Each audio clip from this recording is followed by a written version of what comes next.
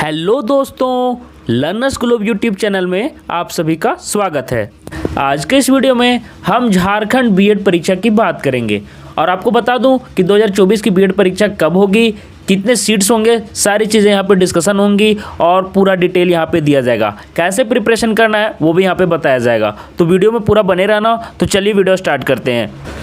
तो देखिए दोस्तों, सबसे पहले हम लोग चर्चा करेंगे कि आखिर आपका एग्ज़ाम डेट कब रहने वाला है, किस प्रकार से लास्ट ईयर आपके एग्जामिनेशन हुए थे, किस प्रकार से आपके डेट्स निकलते हैं, कैसे कैसे काउंसलिंग होता है, वो इंपॉर्टेंट डेट्स की यहाँ पे बात करूँगा।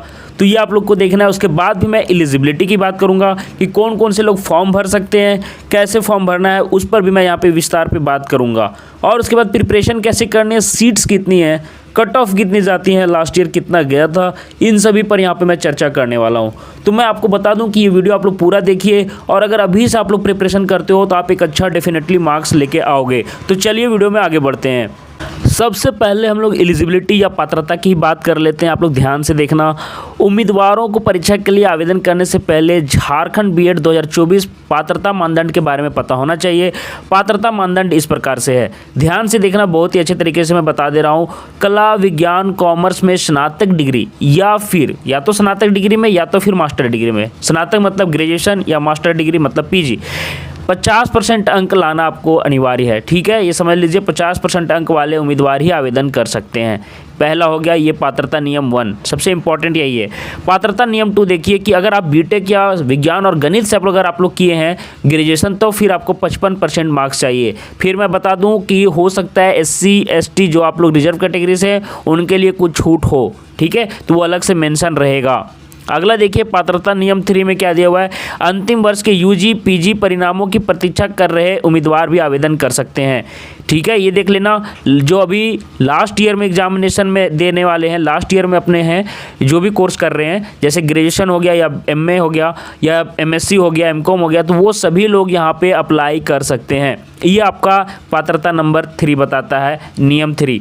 पात्रता नंबर 4 में देखिए बीएड की जो एडमिशन के लिए आवेदन करने के लिए स्नातक या स्नातकोत्तर परीक्षा उत्तीर्ण करने की वर्ष में कोई सीमा नहीं है। मतलब अगर आपका पास किए हुए 4 साल हो गया हो, 6 साल हो गया हो या 10 साल हो गया हो, इससे कोई फ़र्क नहीं पड़ता, आप अप्लाई कर सकते हैं।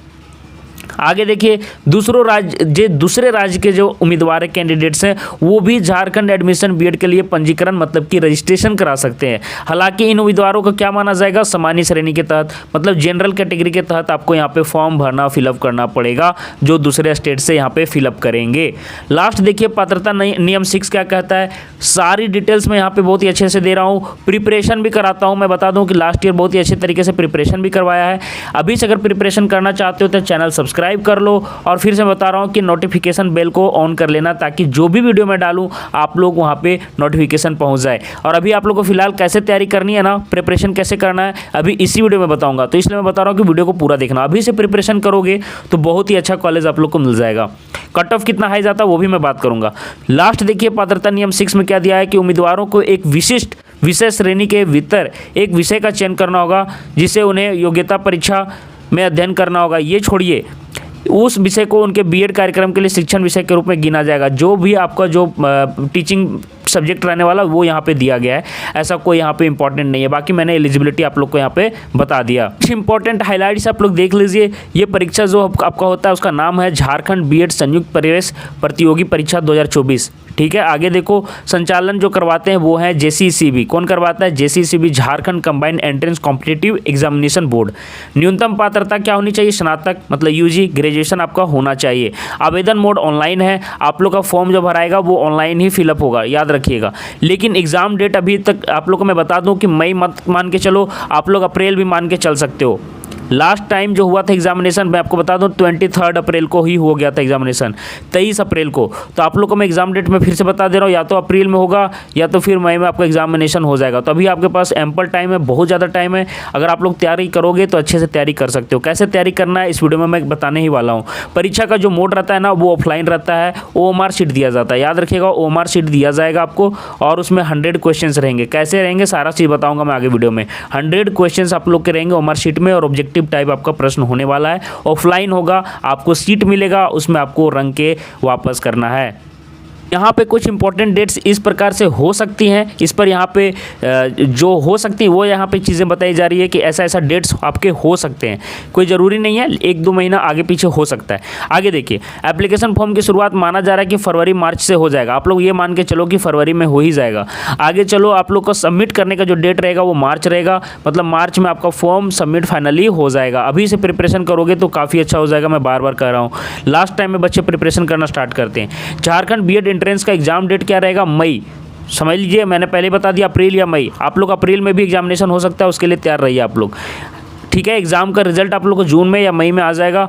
और फिर प्रोविजनल मेरिट लिस्ट आता है कि कौन से बच्चों का सिलेक्शन हो गया है फर्स्ट राउंड में काउंसलिंग के लिए, वो जून में होता है। और काउंसलिंग और चॉइस फिलर जो होता है रजिस्ट्रेशन के लिए, वो जुलाई में होता है, जाके आप एडमिशन ले सकते हो। राउंड 1 के लिए जो सीट आवंटन लिस्ट आता है, देखिए मैं आप लोगों को बता दूं कि राउंड 1 का लिस्ट आता है, फिर राउंड 2 का लिस्ट आता है कि कौन से बच्चे सिलेक्शन हो गया है वो एडमिशन ले सकते हैं। राउंड 3 का आता है, ऐसे ऐसे करके आता है। ठीक है, तो ये सारा चीज़ आप लोग देख लीजिए। और डॉक्यूमेंट्स, दस्तावेज आप लोग जरूर बनवा लीजिए। मैं फिर से बता रहा हूँ, जो इंपॉर्टेंट डॉक्यूमेंट्स हैं, और इंपॉर्टेंट डॉक्यूमेंट्स कौन कौन से हैं? रेसिडेंशियल हो गया आपका, फिर कास्ट सर्टिफिकेट हो गया, ये सारे सर्टिफिकेट्स आप लोग बना के रख लीजिए।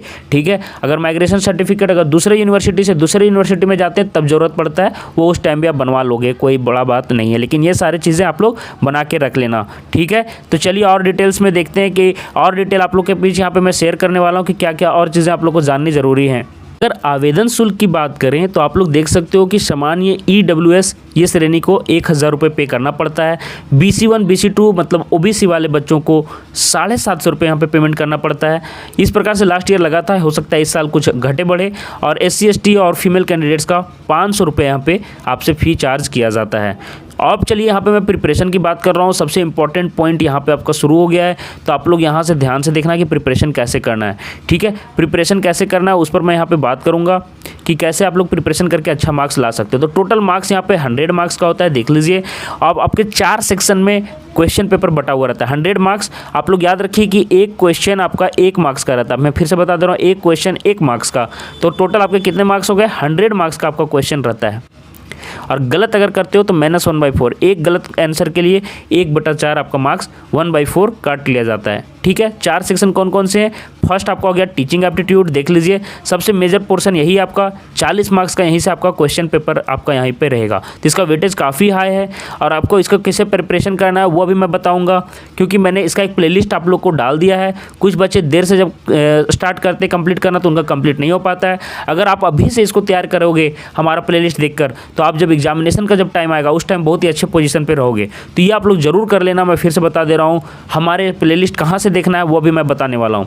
हिंदी में फिर आप लोग को 15 मार्क्स का क्वेश्चन पेपर रहेगा, इंग्लिश में 15 मार्क्स का रहेगा। मतलब लैंग्वेज में दोनों आता है, ये मत समझिए कि एक लैंग्वेज से आता है, दोनों लैंग्वेज आपको बराबर ध्यान देना पड़ेगा। और फिर आपका आता है रीजनिंग एबिलिटी, जहाँ से 30 मार्क्स के क्वेश्चन आपसे पूछे जाते हैं।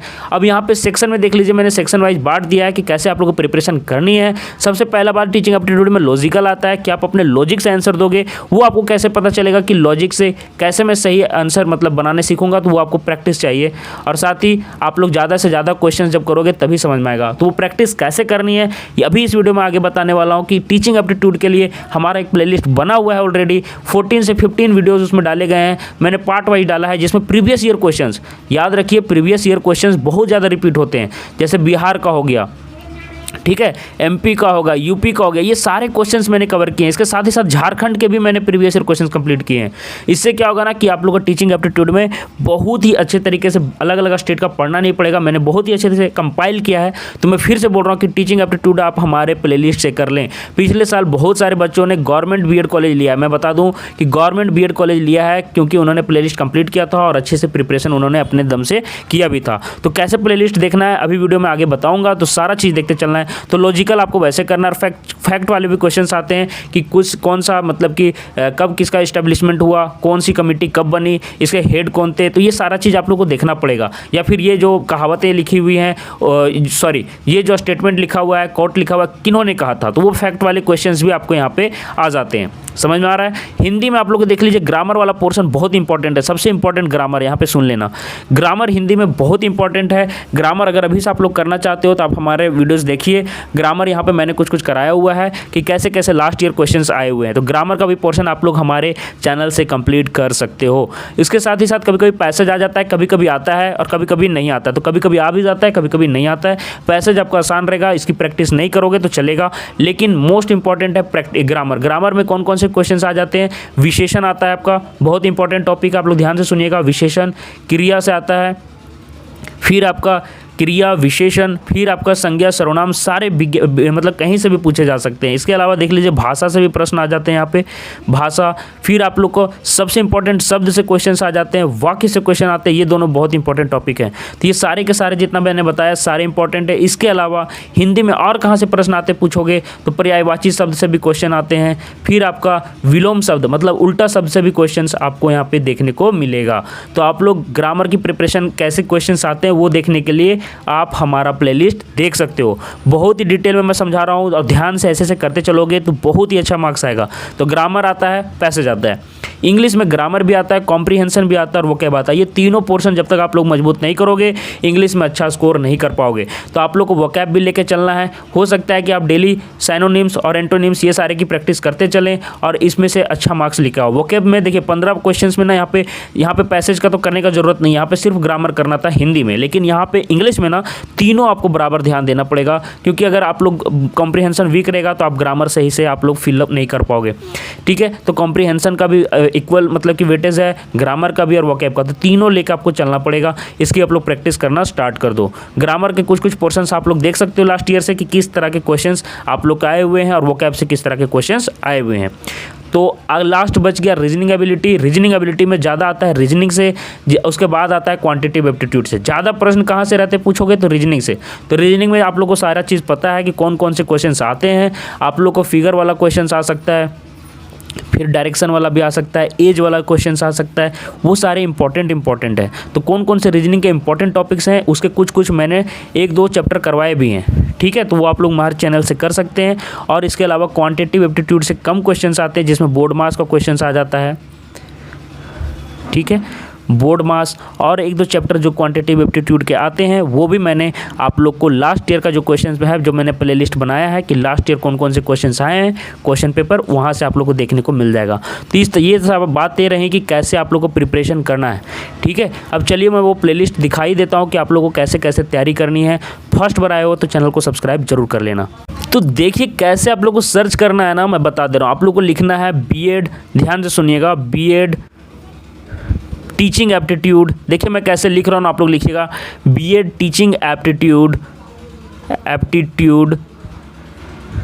टीचिंग एप्टीट्यूड लर्नर्स ग्लोब, जो हमारे चैनल का नाम है वो आप लिख लीजिएगा, लर्नर्स ग्लोब। मैं फिर से बता रहा हूँ, आप ऐसे ही सर्च करना, learners globe, BEd teaching aptitude learners globe sets, बस ये लिख के सर्च कर दीजिए। आप लोग देखिए मैं कैसे लिखा हूँ, BEd teaching aptitude learners globe sets, इतना आपको लिखना है।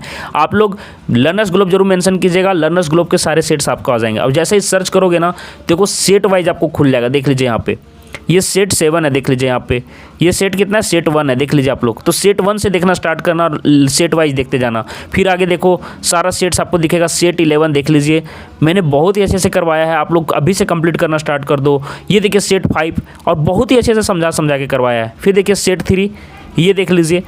आप लोग ऐसे ही सर्च करते जाना और सारा वीडियोस देखना आज से स्टार्ट कर दो। ठीक है, तो इस तरह से करना है। अगर आप लोग सेट वाइज देखना चाहते हो तो सेट 1 लिखिए यहाँ पे, तो सेट 1 आ जाएगा। देखिए सेट 1 मैंने जैसे लिखा सिर्फ सेट 1 आ जाएगा, इसको देख लीजिए। अगर आपको सारा प्लेलिस्ट देखना है तो आप लोग लर्नर्स ग्लोब पहले सर्च कर लेना। फिर से लिख दे रहा हूँ मैं लर्नर्स ग्लोब, देखिए लर्नर्स ग्लोब लिख के सर्च कर दिया हूँ।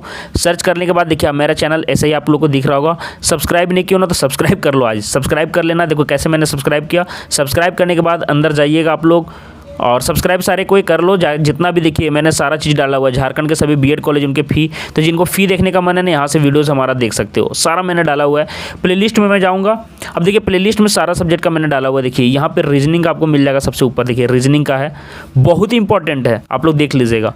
फिर आगे देखिए टीचिंग एप्टीट्यूड का सारा का मैंने बीएड एंट्रेंस टेस्ट 2023 का जो क्लास करवाया, ये मत सोचना कि 2023 का है, आखिर ये सोचो ना कि प्रीवियस ईयर क्वेश्चन ही आते हैं ना। तो मैंने बहुत ही आपके सोचिए तो 2016 16, 17 तक के भी क्लासेस, 18 तक के भी मैंने यहाँ पे रिपीट डाले हैं। तो ये आप लोगों को देखना है। तो यहाँ पे मैं खोल लूँगा और यहाँ पे देख लीजिए, अगर टीचिंग एप्टीट्यूड का करना है तो यहाँ पे है, कितना सेट्स मैंने करवाया, 14 सेट्स देख लीजिए। और हिंदी का भी मैंने करवाया प्रिपरेशन 3 सेट्स, अभी और बढ़ाऊंगा। इस साल कोशिश करूँगा कि हर वीडियो को जितना भी मैंने क्लासेस डाली और बढ़ा दूँ, तो आप लोग देखोगे तब तो। और ये देखिए रीजनिंग, तो सारा आप लोग जा जाके प्लेलिस्ट देख लेना। जैसे देखिए, अगर यहाँ पे टीचिंग एप्टीट्यूड जाओगे तो सेट वाइज आप लोग को यहाँ पे देखने को मिल जाएगा, सेट 1, सेट 2, सेट 3 सारा मैंने सजा दिया है, देख लीजिए। आप लोग सेट वाइज देखते जाओगे, ठीक है। फिर हिंदी में जाके देखना है तो हिंदी भी देख सकते हो, यहाँ पे भी सेट वाइज मैंने यहाँ पे आप लोग को सजा दिया है। तो आप लोग ये सारा वीडियो कंप्लीट करो, और पहली बार चैनल से जुड़े तो सब्सक्राइब जरूर कर लेना। मिलते हैं नेक्स्ट वीडियो में कोई और अपडेट के साथ। आप लोग को और भी मैं चीज़ें बताने वाला हूँ कि बीएड के और कौन कौन से फॉर्म आप लोग को भरना ज़रूरी है, जिससे आप लोग बीएड कर सकते हो। अगर मैं टोटल सीट्स की बात करूँ तो लगभग 12,000 से 13,000 सीट्स हैं, याद रखिए 12 से 13,000 के मैं लिख देता हूँ। और उसमें से जनरल के सीट्स मात्र 40% रहते हैं, ये आप लोग को ध्यान रखना है। मतलब 5-6 हज़ार सीट्स आपके जनरल में रहने वाले हैं, इससे ज़्यादा सीट्स आपको नहीं देखने को मिलेगा। और वहीं ओबीसी को मात्र 15% का, 14% का आप लोग का रह जाता है। BC1 BC2 उसमें बांटा हुआ है, BC1 BC2, जिसमें से BC1 को आपको जो मिलता है 8% मिलता है और BC2 को 6% सीट्स मिलता है, ये याद रखिएगा।